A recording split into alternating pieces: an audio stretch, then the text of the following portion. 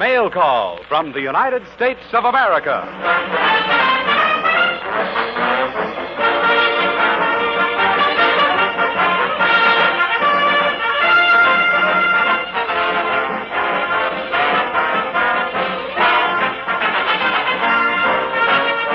Stand by, Americans. Here's Mail Call. One big package of words and music and laughter delivered to you by the stars from whom you want to hear in answer to the requests you send to Armed Forces Radio, Los Angeles, USA. This is John Conte introducing your first signature on this Mail Call letter, supplied by a girl who adds her name to it for the first time. Here's the lovely Joan Merrill singing Yodelin' Jive.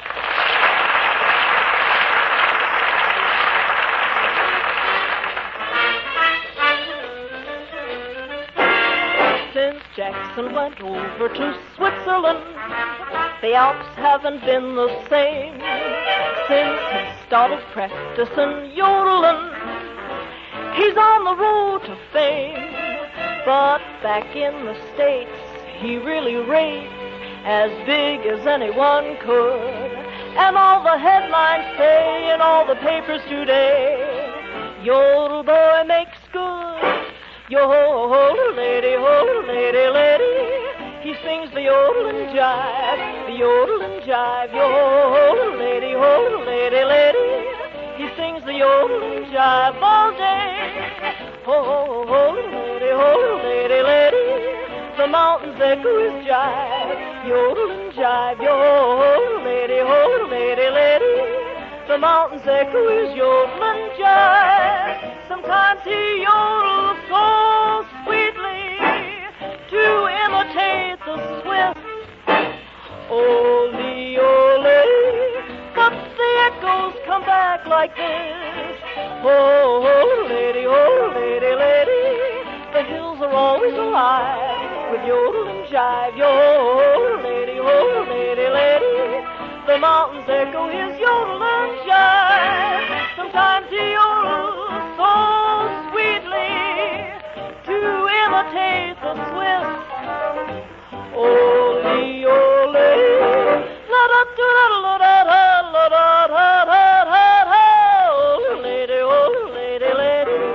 the hills are always alive with yodel and jive. Yodel lady, lady, the mountains echo his yodel and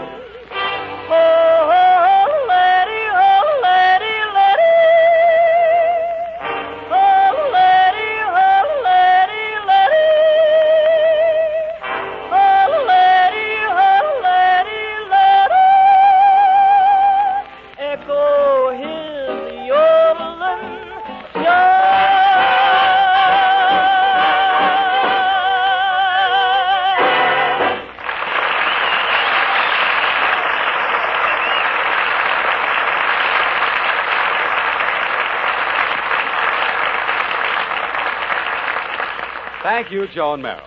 Well, gang, it seems that everyone has a problem of some sort these days, with the result that every time you tune your radio on, you hear the Court of Human Relations, the Goodwill Court, or Mr. John J. Anthony. Well, we've decided to get into the swim and present our own problem forum. So, if there's anyone in the audience who has a perplexing problem, just step right up to the microphone, and I'll be glad to solve it for you. Well, let's open the first case. Oh, that's splendid, John. I just happen to have a corkscrew with me. Frank Morgan.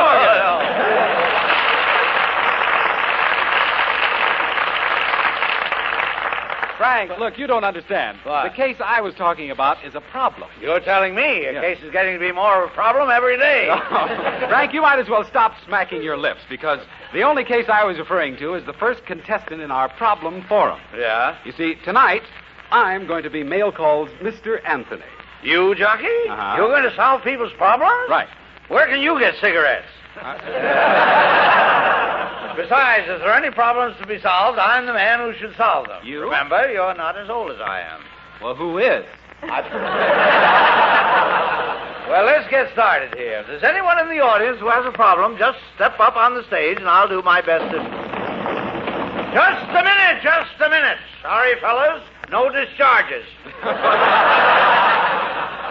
Well, Pancho, I have a man here who seems to have a problem. Yeah? Maybe you can help him out. Why, of course. Step right up, young man. Don't be afraid. Now, what's your name? Clifton Finnegan.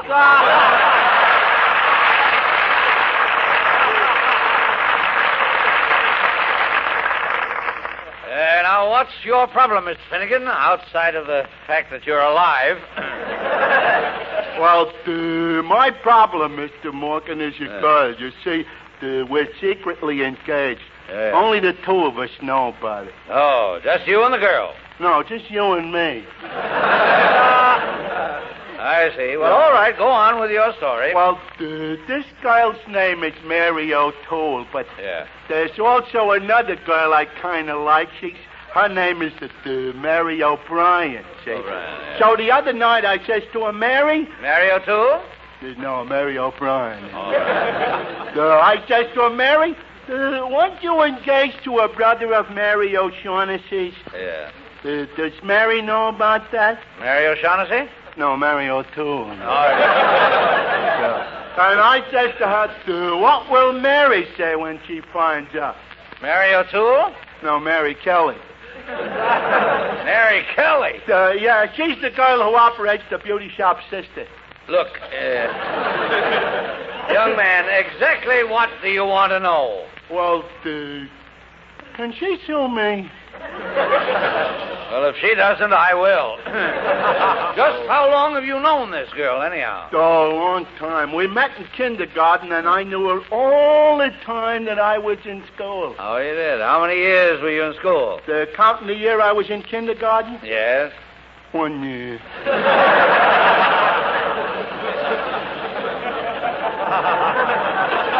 Well, has her regard for you changed in any way? Oh, no, not a bit. She still hates me. Well, if she didn't, I'd hate her. Have you ever tried bringing her little presents to win her affection? Oh, yeah. The other night, for instance, I bought her a big box of candy. Yeah. But about half-past 8, a tough Marine walks in, sits down on the sofa next to my girl, and starts eating all the candy. Yes, well, you know the Marines, always moving in somewhere. Yeah, but I got even with him, though. I turned out the lights so he couldn't find the good pieces.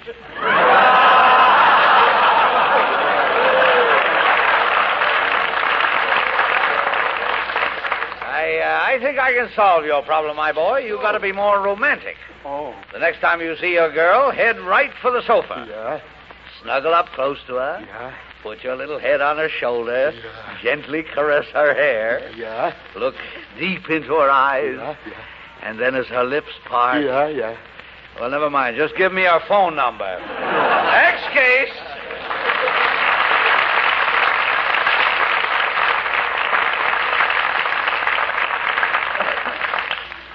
So you didn't think I could handle this job, eh, Jockey? Well, I didn't think you helped him very much with his problem. Who cares about him? I solved mine. Well, anybody else looking for advice? Well, I have a woman here, Frank. Mrs. Clara Bagley. Well, Mrs. Bagley, would you mind stepping up a little closer to me? Mine? Oh, you silly man. There. Am I close enough now? Well, I think so. You're breathing down my back. Now, no tricks, Mr. Morgan. I know what's in your mind when a girl stands next to you. Yeah. It's in the minds of all you men. Thank goodness. Well, I suppose you're here for advice, Mrs. Bagley. What's your problem? Well, you see, Mr. Morgan, I'm a woman. Yes, I see. That explains why you're wearing a dress. Go on. Well, I hardly know where to begin. I know I'm grown up now, but my mental age is still sweet 16. And your physical? Oh, yes, very. Well, shake hands. So am I. I mean, that's too bad. What is your problem? Well, about 6 years ago, I met a man named Wilbur Jones who proposed to me. Yes. I told him I was all alone in the world, and he said so was he. He said it would be wonderful, just we two alone against the world. Against it, yes. I see. And then after I married him, I found out he had 4 kids by a previous marriage. You must have been infuriated. Oh, I was, and so were my 5 kids. You were really loaded, weren't you?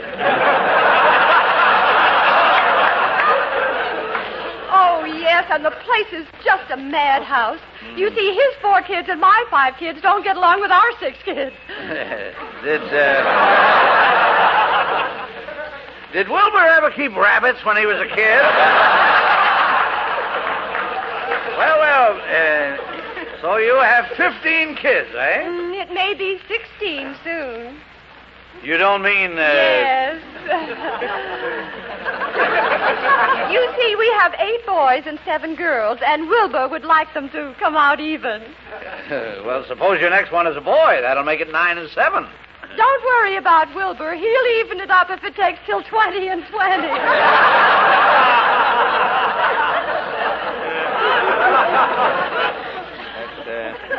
And Wilbur's quite a boy. I've heard of eager beavers before, but he's just ridiculous. Okay.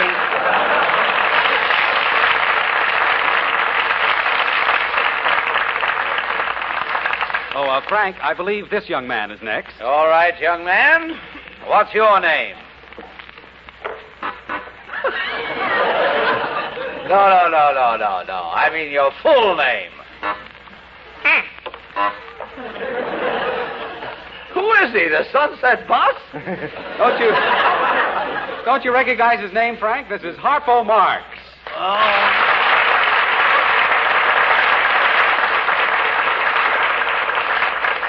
Well, so you're Harpo Marx. Are you married, Mr. Marx? No, not married, eh?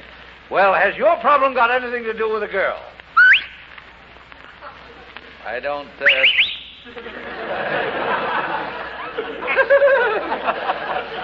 I don't know whether that's 3 plain girls or 1 Lulu.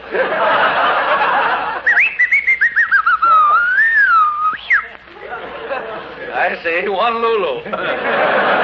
Well, I suppose your trouble is on account of a rival suitor. I thought so. What sort of a fellow is he?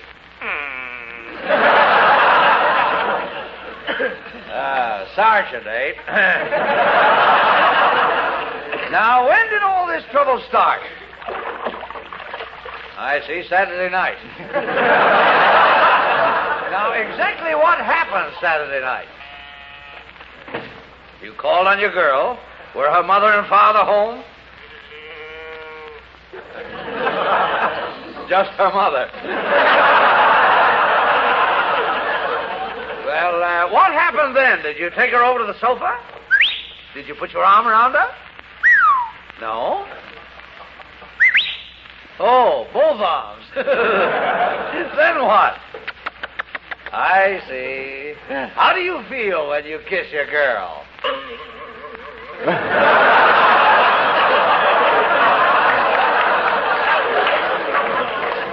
I see. You blow your topper. All right, you were kissing your girl. Then what? Aha, someone at the door. Who was it? The rival, eh? What did he want? I see. Same thing you wanted. I bet you punched him right in the nose. What, did you tell him what you thought of him? Well, didn't you tell him to keep away from your girl? Well, what did you do? Oh, you jumped out of the window. Well, Harpo, I'm afraid your problem can't be solved. It's been going on since time began. If I were you, I'd give up women and turn to something else. Ah, music. That's excellent. Go ahead, play something.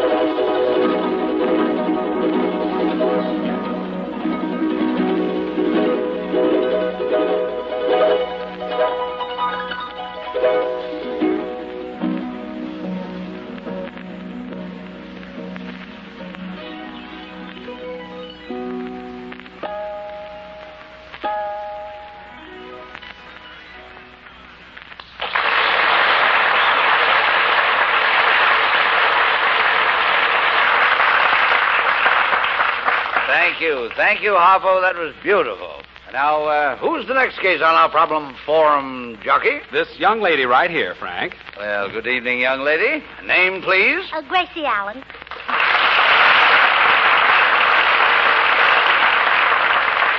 Well, I didn't expect to see you here, Miss Allen. What's on your mind? Well, as you know, I'm married to George Burns. Oh, yes, you do have a problem, don't you?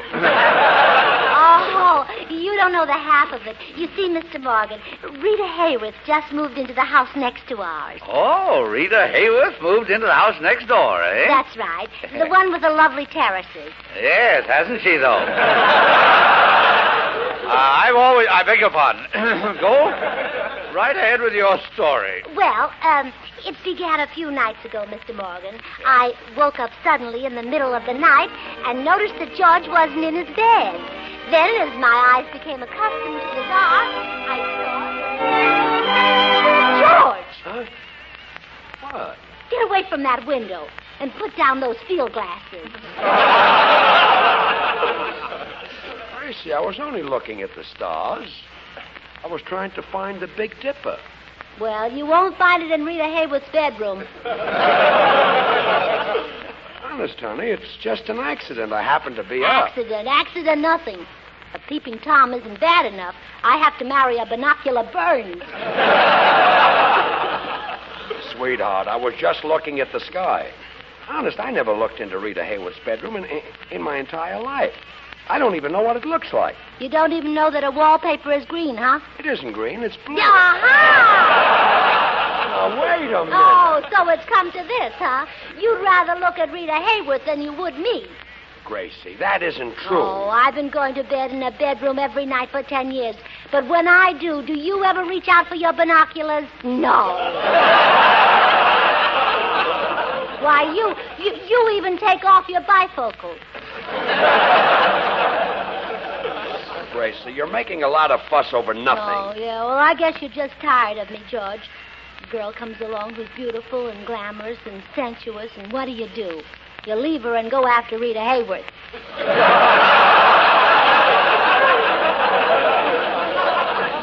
Gracie, I give you my word, Rita Hayworth means nothing to me. She just happened to move next door with her husband, Orson Welles. And as far as I'm concerned, there's no difference between them. George, you better get yourself stronger binoculars. Gracie, will you please believe me? Rita Hayworth means... George, we'll continue this discussion in the morning. Come to bed.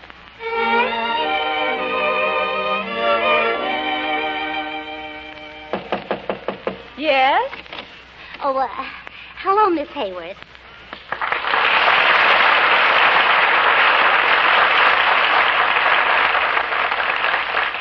I had to come in and see you, Miss Hayworth. I'm your next-door neighbor, you know, Gracie Allen. And I want to talk to you about my husband. Why, I don't think I've ever met your husband. Oh, maybe not, but he's been seeing a lot of you lately. He has? Yes, you see, our bedroom faces yours. Well, I don't know what you mean, Gracie. I always pull my shades down. I know, but you throw a terrific shadow. You know something? Orson says yours isn't bad either. Oh, really? Oh, Orson always was a dear boy. You know, he used to watch your window every night until someone stole his binoculars.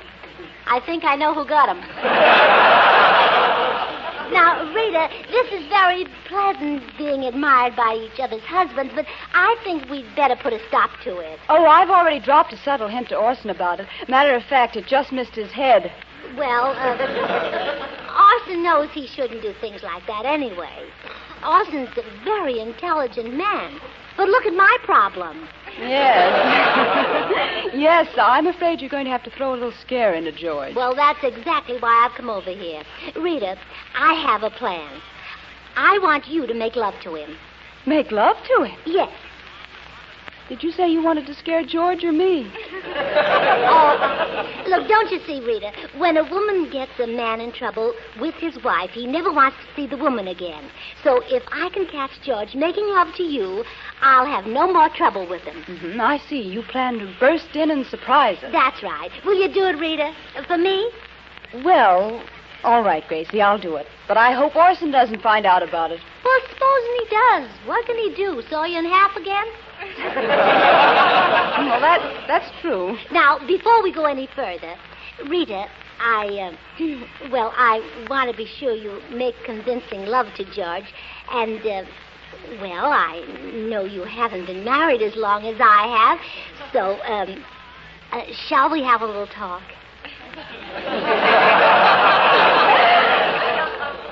Are you going to tell me about the birds and the bees? Oh, no. I don't want you to chirp at him or buzz at him. I just want you to be convincing. Now, don't forget, the minute you have him trapped, out I rush. Yeah, but shouldn't we have some sort of a signal? Yes. When you're ready for me, why don't you say something to him in French? Oh, well, what about l'amour, toujours l'amour? Oh, that's wonderful. It sounds even better than French. All right, Rita. Till tonight, then.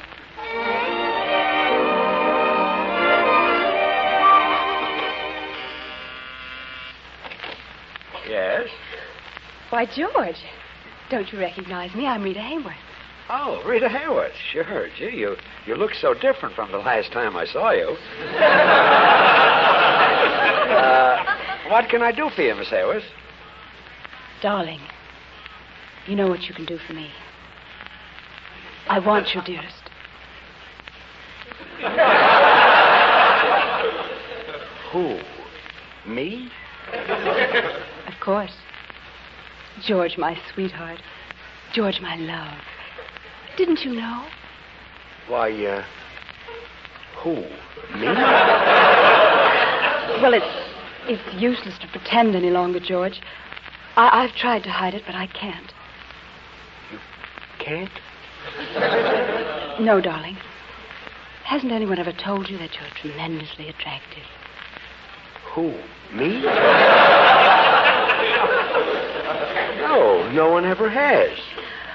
Well, George, you are. Look here, Rita.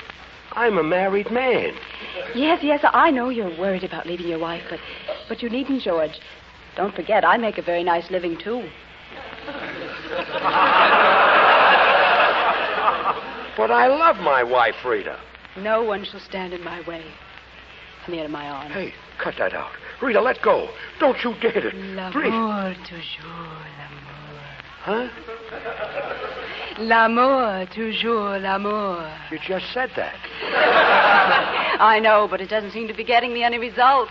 L'amour, toujours l'amour. Ha-ha! Now, Gracie. Oh, you wolf, you cad, you two-timer. Sorry I was late, Rita. I had to run in my stocking. Oh, so it was a frame, huh? Oh, quiet, you beast. Don't you dare talk to me after I walk in here and find you in the arms of a woman I'm practically certain is not your wife. Save your breath, Gracie. I know you framed me. Oh, it's no use, Gracie. It looks like he's on to it. Well, yes, I guess so. Well, thanks anyway, Rita. Oh, that's all right. Well, goodbye, Gracie. Goodbye, Rita. Oh, by the way, you know all that stuff you were telling me about the birds and the bees? Yes. Better tell it to George.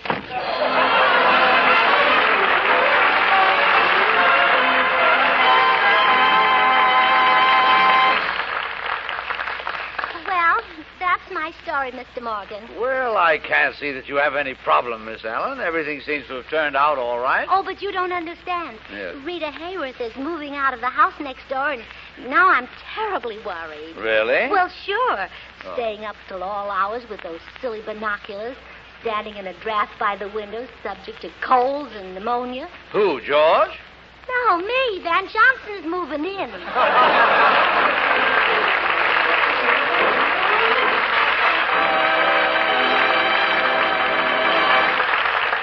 And now, back to add another paragraph to our mail call letter is Joan Merrill with a Ray Noble arrangement of the very pretty ballad, Don't Ever Change.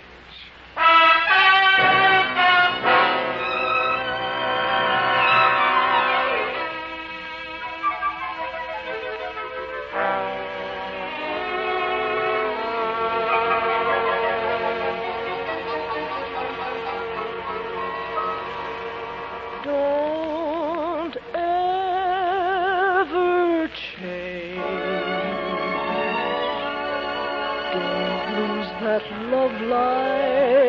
in your eyes. Make sure the flame, dear, never dies while we're apart. Don't ever change the lyric to our song of love. Don't let the moonlight up above give you a change of heart. Those storm clouds are far behind you, and the sun is back in the sky. My darling, I want to find you as I left you when we kissed goodbye. Don't rearrange this little dream I'm clinging to. Stay the way I remember you, and don't ever change.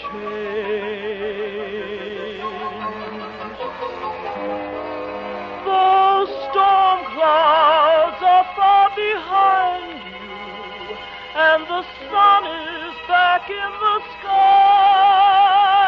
My darling, I want to find you as I left you when we kissed goodbye.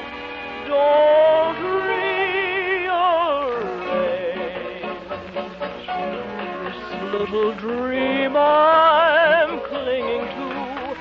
Stay the way I remember you, and don't ever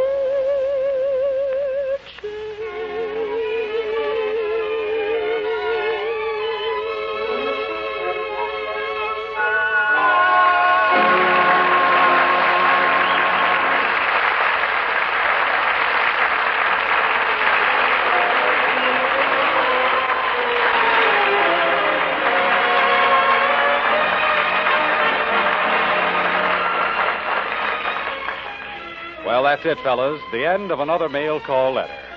Signatures include Frank Morgan, Rita Hayworth, George Burns and Gracie Allen, Harpo Marx, Joan Merrill, Charlie Cantor, B. Benaderet, the Armed Forces Radio Service Orchestra, and yours truly, John Conte. This program was arranged with the cooperation of the Hollywood Victory Committee.